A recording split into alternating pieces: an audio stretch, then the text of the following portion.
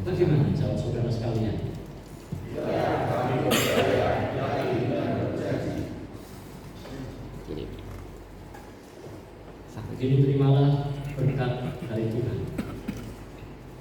Allah sumber damai sejahtera yang telah memanggil saudara dalam pelayanan Badan Pekerja Majelis Sinode Wilayah dan Badan Pemeriksa Harta Milik Sinode Wilayah DKI Sinode Wilayah Jawa Tengah, kiranya menguduskan dan memelihara roh, jiwa dan tubuh saudara hingga tak bercacat pada kedatangan Yesus Kristus Tuhan kita.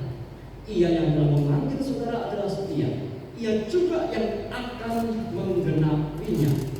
Amin.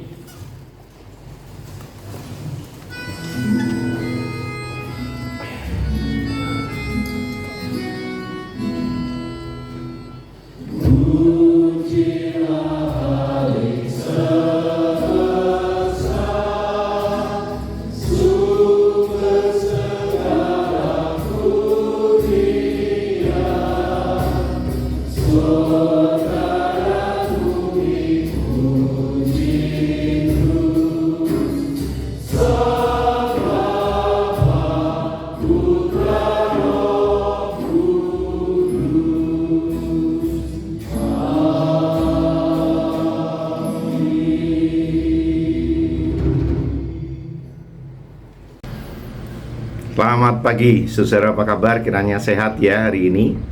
Ya, tadi yang kita saksikan adalah video pelantikan personil Badan Pekerja Majelis Sinode Wilayah 2023-2027. Ya, saya bersama Pendeta Woro ada di Komisi Persekutuan.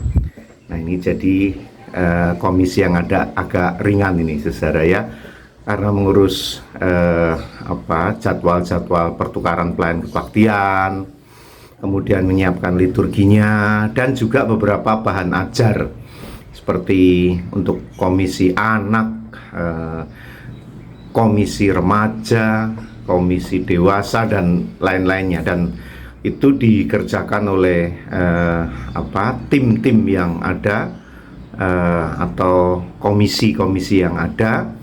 Ya, jadi saya bersama Pendeta Woro memastikan itu semua berjalan dengan baik begitu. Nah, hanya yang menjadi keprihatinan kemarin itu dalam proses pemilihan personil BPMSW 2023-2027 itu adalah sulitnya mencari personil itu.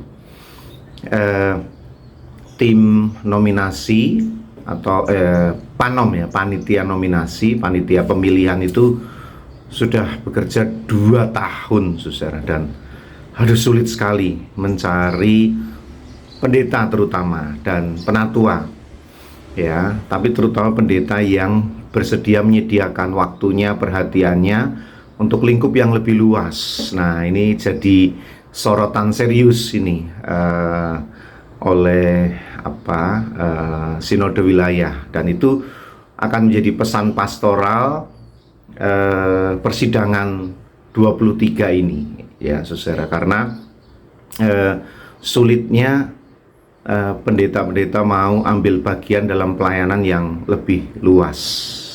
Nah, saya jadi teringat nih, saudara, dalam Filipi 2 ayat 25, Filipi 2 ayat 25. Sementara itu kuanggap perlu mengirimkan Epafroditus kepadamu, yaitu saudaraku dan teman sekerja serta teman seperjuanganku yang kamu utus untuk melayani aku dalam keperluanku. Nah, ini dalam pelayanan Paulus sampai ke wilayah yang jauh itu, dia didampingi beberapa teman, salah satunya adalah Epafroditus ini. Nah, tapi karena kekurangan orang yang harusnya Epafroditus ini mendampingi secara pribadi pelayanan Paulus, dia harus dikirimkan ke Efesus, dikembalikan ke Efesus, karena di Efesus tidak ada yang melayani. Ya, jadi memang ya sudah dari sejak dulu lazimlah ya kekurangan pelayan atau hamba-hamba Tuhan. Nah, ini jangan sampai terjadi di gereja kita ya, saudara ya. Defisit SDM, defisit sumber daya manusia, karena gereja kita ya nggak akan jalan kalau nggak ada yang melayani. gereja kita akan lumpuh, ya.